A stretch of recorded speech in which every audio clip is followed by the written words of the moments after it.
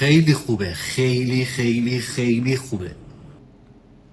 شما هم دلتون خواست پس بریم درستش کنیم. احتیاج داریم به یه دونه پیاز، فلفل دلمه، یه حب سیر، یه عالم هم قارچ.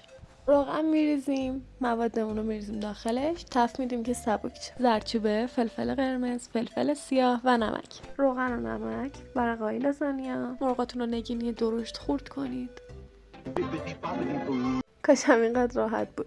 حالا مرغاتون رو به موادی که تفت دادید اضافه کنید. یه قاشق رب ادویه لازانیا. این سس بشامل خیلی هم اصولی نبود ولی بعدم نشد. ورقه‌های لازانیا، یه لایه از مواد، سس بشامل و پنیر پیتزا و دوباره همون کارا رو تکرار کنید که یه همچین نتیجه‌ای داشته باشید.